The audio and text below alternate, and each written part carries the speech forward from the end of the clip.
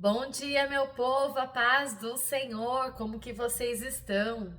Aqui estamos felizes porque até aqui o Senhor nos sustentou e hoje é dia de agradecer, né, por tudo que o Senhor tem feito e por tudo que Ele ainda há de fazer, nós temos já que ser gratos, amém? Sem mais delongas, vamos orar, né, pedindo a Deus a proteção dele no dia de hoje. Senhor, meu Deus, meu Pai, em nome de Jesus, Pai, nós te agradecemos, nós te glorificamos, nós te bendizemos por tudo que tu és, por tudo que o Senhor tem feito e por tudo que há de fazer. Pai, vai adiante, nossos maridos, donos de casas, nossas mães, nossos filhos, abençoa, Pai querido, em nome de Jesus, todos que vão ver esta mensagem no dia de hoje. Deus vai à frente, abrindo as portas, tirando todas as barreiras, vai pondo por terra todo impedimento. Vai adiante, Senhor, vai nos hospitais, vai nos tribunais, vai, Senhor, aonde o teu povo tem clamado, vai guerreando, vai quebrando as muralhas em nome de Jesus, vai abrindo as portas para o teu povo passar. Nós te glorificamos, Pai, por tudo que o Senhor é, pela tua grandeza, pela tua majestade. Nós te agradecemos, Espírito Santo. Continue conosco hoje, nos dê um dia de gozo, de paz, de alegrias e livramentos, Pai, da tua parte. Nós te louvamos e nós te agradecemos em nome de Jesus Cristo. Amém. Amém, povo lindo. Glórias a Deus. A mensagem que eu quero pedir, mas antes, né, aquele velho pedido que não pode faltar, que você curta, comenta e compartilhe. Não deixe de compartilhar essa mensagem. Nós sabemos que vidas são edificadas. Às vezes essa mensagem chega para alguém que está necessitado de ouvir uma palavra da parte do Senhor.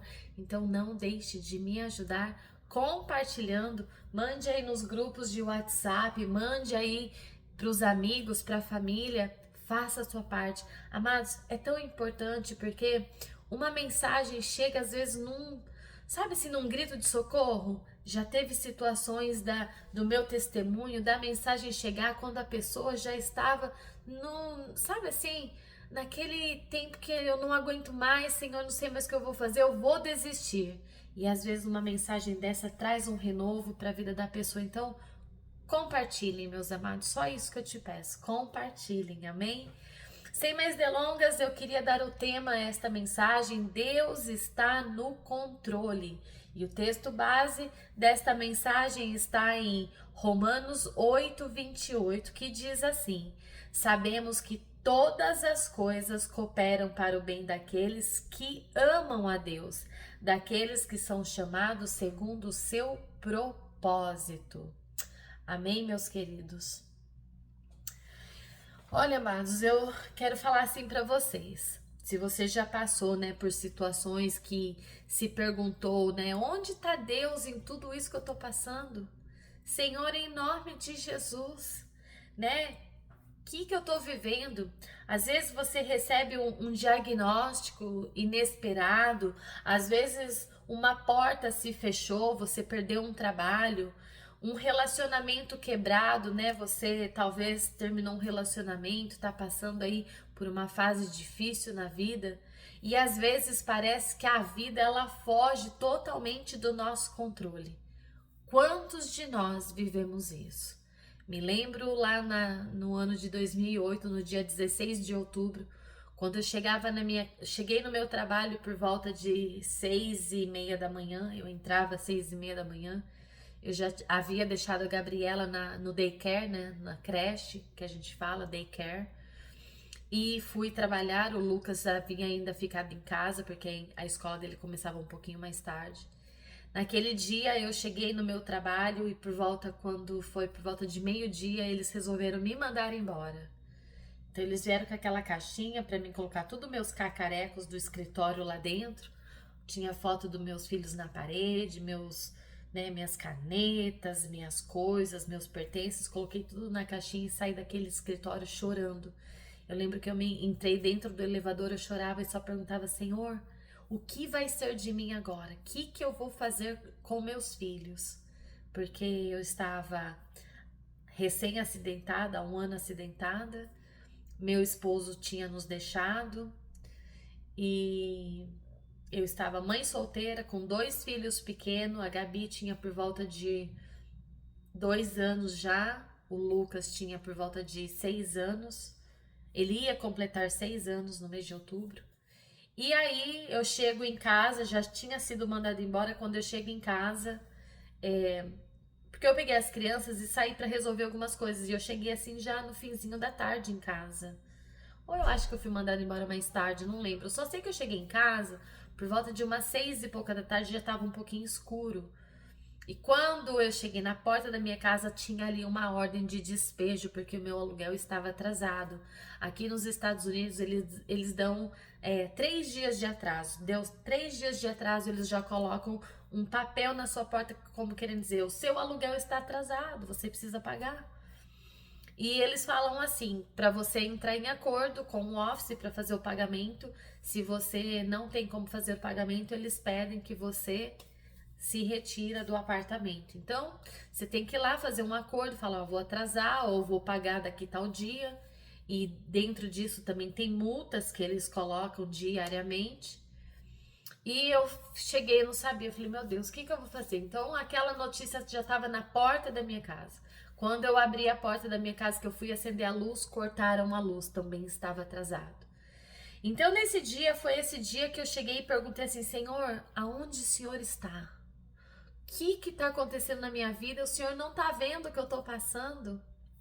Então, às vezes, parece que a situação, ela foge do nosso controle.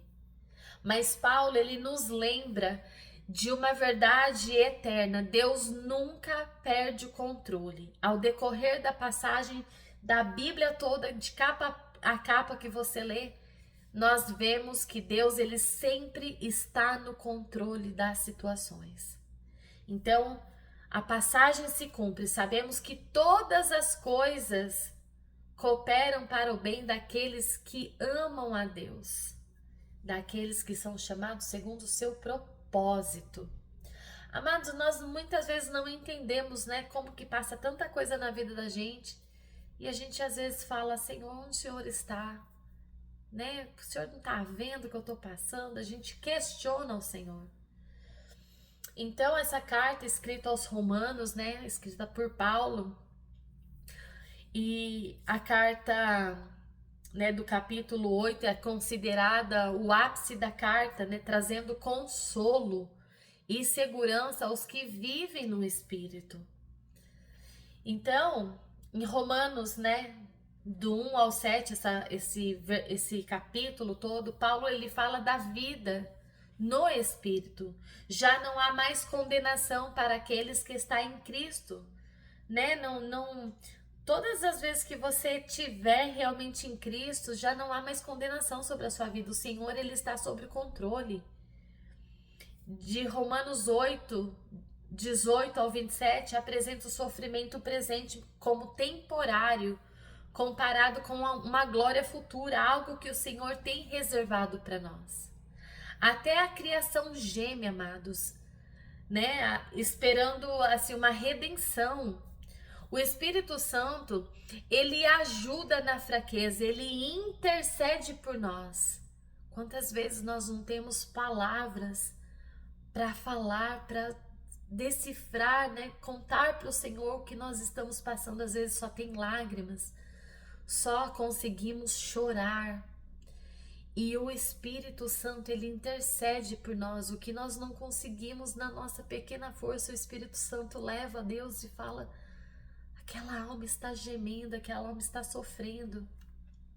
Amados, já em Romanos 8, do 28 ao 30, Paulo mostra que Deus, ele está no controle, conduzindo todas as coisas para o bem daqueles que o amam. Amados, tenha certeza que se você ama a Deus, que você está fazendo tudo certo, e às vezes vem uma luta dessa, né, para você passar, creia, Deus, ele está fazendo algo maior na sua vida. Às vezes Deus precisa permitir que o tapete seja puxado debaixo dos nossos pés, para que a glória dele se mostre, né, em nossas vidas. Já do capítulo 8, 31 ao 39, a palavra conclui declarando que nada pode nos separar do amor de Deus. Então, o significado de Romanos 8, 28, Paulo não afirma que todas as coisas são boas, mas que Deus, ele faz com que todas as coisas cooperam para o propósito maior, para o nosso bem. O bem aqui não é tipo necessariamente um conforto ou uma prosperidade imediata, mas é a conformidade com Cristo, é a salvação final. Às vezes Deus precisa nos tirar tudo para que nós possamos entrar no eixo, no centro da vontade do Senhor. A promessa ela é direcionada, né, aos que amam a Deus, que demonstram fé e obediência, e aos que são chamados segundo o seu propósito, né? Os que responderam ao chamado de Cristo. Eu creio que tudo isso que eu vivi, amados, era Deus me preparando para o meu chamado, porque desde bem antes de eu sofrer o acidente, Deus falou que eu seria uma grande missionária, que eu pisaria missões, que eu pregaria a palavra e que eu traria grandes testemunhos. Isso foi profetizado antes de muita coisa acontecer, e ao decorrer do ano de 2000, que eu cheguei nos Estados Unidos, até 2007, já tinha acontecido muitas coisas na minha vida. Eu já tinha testemunhos brilhantes com o Senhor. O meu filho nasceu como que os médicos falaram que ele ia ter síndrome de Down. Meu filho veio perfeito no ano de 2001. Depois eu engravidei de novo e eu perdi a bebê com 5 meses de gestação, e os médicos falaram: você não vai mais engravidar, você tem um problema sério, você não pode mais ter filhos. 1 ano depois eu engravido e veio a minha Gabriela. Então eu já tinha testemunho já para contar, já estava bom. Deus já tinha feito coisas lindas na minha vida, através dos meus 2 filhos, que são promessas e que estão afastados do caminho do Senhor. Então, às vezes Deus permite, já de início, eles também já têm um testemunho de vida. Eu estava no ventre da minha mãe quando minha mãe não podia ter filho. O Senhor me trouxe ao mundo. A Gabriela pode dizer isso. E o Lucas, com certeza, certamente ele vai contar um dia que ele estava na minha barriga e os médicos disseram que ele ia nascer com síndrome de Down. E ele veio perfeito ao mundo. Amados, nós não entendemos. Em resumo, né, o capítulo de Romanos 8, 28, uma das maiores declarações de confiança da Bíblia. Nada é por acaso. Deus, ele é soberano, e até mesmo no meio do sofrimento, da dor, das perdas, ele está sob o controle, servindo para nos moldar e nos conduzir ao seu propósito eterno. O que Deus transforma dores em propósito? Paulo, ele não diz que todas as coisas são boas, mas que todas as coisas cooperam para o bem. O choro, a perda, a decepção, nada disso é agradável, amados. Nada disso é legal passar, né? Mas nas mãos de Deus, até as dores são matérias-primas, tornam-se milagres. Amados, lembra lá de José do Egito?